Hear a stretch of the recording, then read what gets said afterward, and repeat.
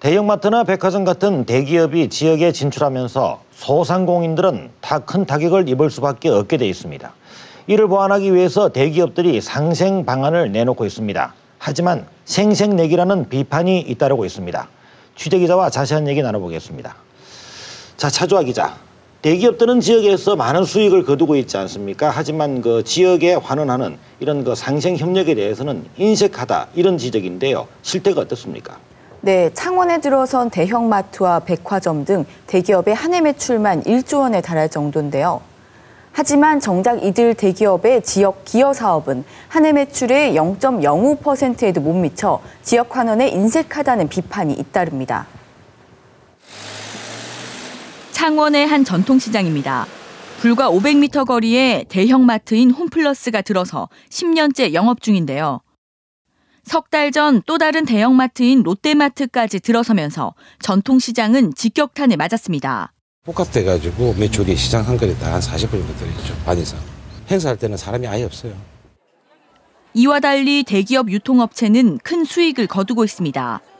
창원에 있는 대기업 유통업체는 신세계와 롯데백화점, 이마트와 홈플러스, 롯데마트 등 모두 13곳인데요.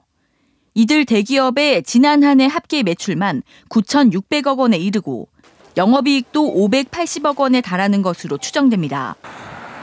그렇다면 이들이 경남에서 쓴 지역 기여 사업은 얼마나 될까요? 창원시의 집계 결과 장학금이나 이웃돕기 같은 지역 기여 사업에 쓴 돈을 모두 합쳐도 4억 3천만 원에 불과했습니다. 한 해 매출액의 0.05%도 안 되는 겁니다.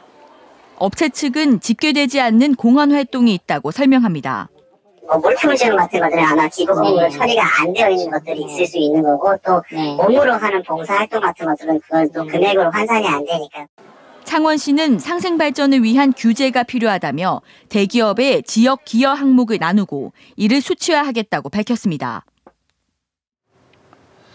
네, 그렇군요. 이렇게 그 수익에 비해서 환원이 상당히 미미한데요. 이런 문제들을 해결하기 위한 강제적인 방법이 있었지 않았습니까? 이런 그 소상공인들과 상생 협력을 맺도록 이렇게 돼 있었는데 어떻게 이건 잘 지켜지고는 있습니까?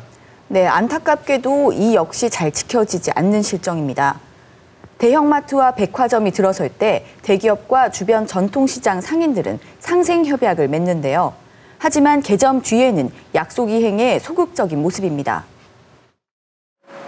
지난 2012년 문을 연 롯데백화점 신관입니다. 당시 소상공인들의 반대가 잇따라 주변 전통시장 9곳과 상생협약을 맺었습니다. 고객유치 행사 지원이나 유통기법 정기교육, 전단광고 공동삽입 등을 약속했지만 거의 이행되지 않고 있습니다.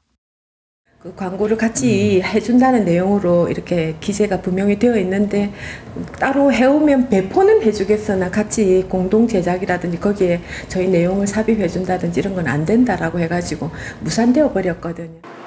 또 다른 대형마트도 마찬가지입니다. 지난 2012년 인근 3개 전통시장과 상생협약을 맺었지만 허울뿐입니다. 협약 내용에는 선진 유통기법 교육, 전통시장 장보기 행사 등이 제시됐지만 발전기금 외에는 제대로 지켜지지 않았습니다. 해당 대기업은 아직 계획을 수립 중이라는 입장입니다. 공동 마케팅이라든지 지원 같은 것들은 저희가 지금 다 계획을 해가지고 올해 상반기 안에 다 시행할 예정입니다.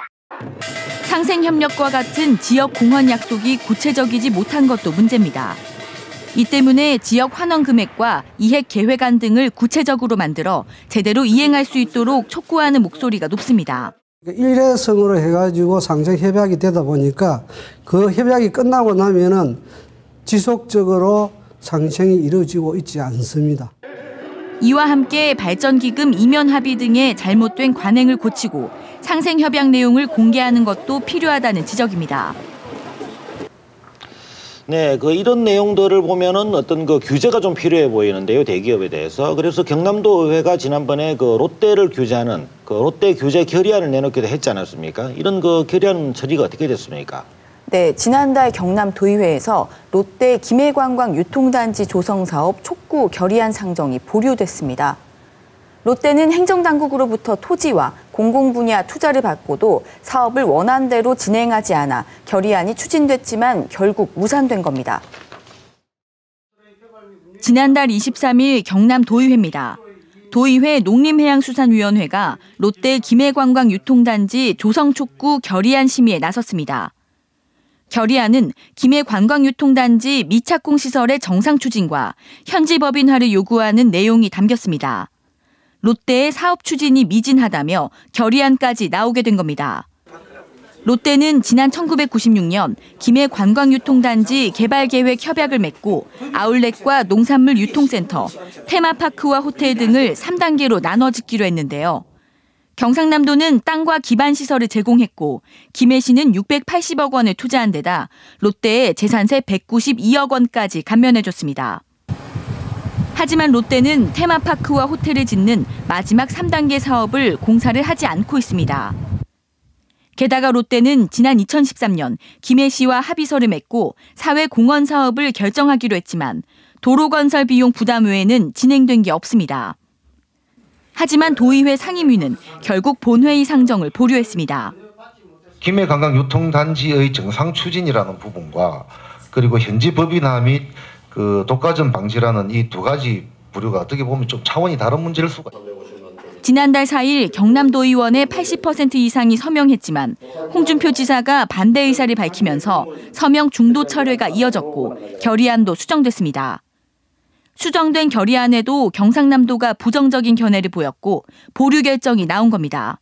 현지 법인화라든가 또 독과점 관련 법 제도를 빨리 만들어라 하는 우리 도의 요구는 아주 필요한 시대적으로 필요한 그 요구이고 정당한 요구이기 때문에 대기업이 입속 차리기에만 급급하고 약속했던 지역 상생을 외면하는데도 행정당국의 대처는 미온적입니다.